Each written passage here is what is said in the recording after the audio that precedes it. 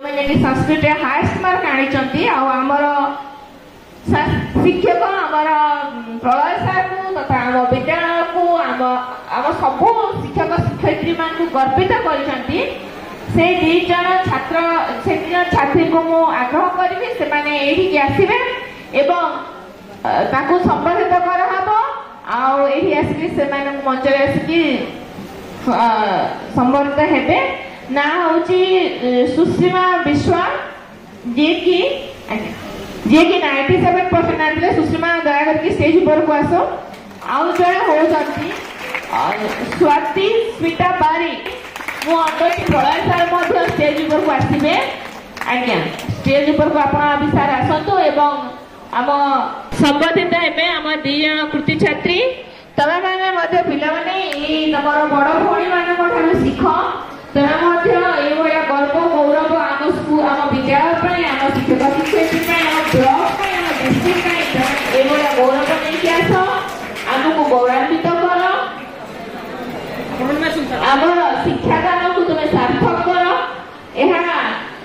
यही वर्ष जो 10म श्रेणी पिला से आमर एति आशा तुम्हें दुष्टामी छाड़ी अल्प समय रहा विद्यालय गोटे उदाहरण पाई तुम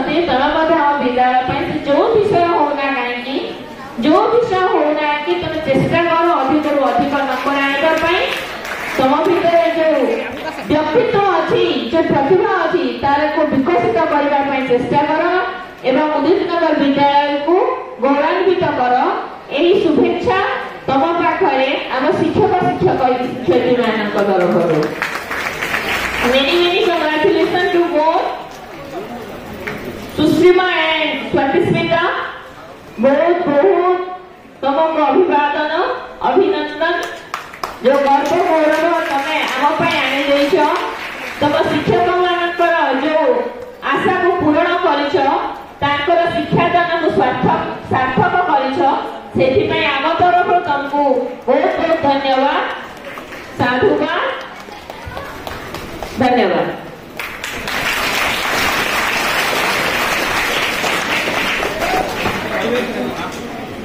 महाभागे विद्ये कमलोचने विद्यारूपी विशालाक्षी विद्यांते ही नमस्ते। आज ही सुसज्जित सारस्वत मंच उपस्थित थिबा बरेण्य अतिथि एवं सरकारी उच्च विद्यालय उदित नगर प्रधान शिक्षिका एठारे उपस्थित थिबा मोर परम पूज्य गुरुजी गुरुमा को मोर प्रणाम। मंचासीन अतिथिवृंद सम्मान्य प्रधान शिक्षयित्री एवं उपयित्री एवं तु महादेवी सर्व सुख निवारिणी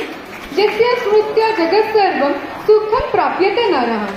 संस्कृत भाषा जी यहाकू अनुसरण करी समस्त दुखर मुक्ति पाई सक्षम होई पारे। संस्कृत जहाँ आमर संस्कृति ऐतिहास और शिक्षार मूल भाषा सेपरी आमको सुख और समृद्धि दिग्दर्शन दे था। संस्कृत भाषा जहाँ दर्शाई थाए जे किपरि भाषा और साहित्य एक देशर संस्कृति को आगक बढ़ाई पारे। संस्कृत भाषा एक मृत भाषा नुहे बरं यह आम दैनंदिन जीवन में प्रासंगिक होउछि। यही भाषा में अध्ययन करी अनेक किसी शिखी एवं यह मते मानसिक और आध्यात्मिक भाव शक्तिशाली करिछि।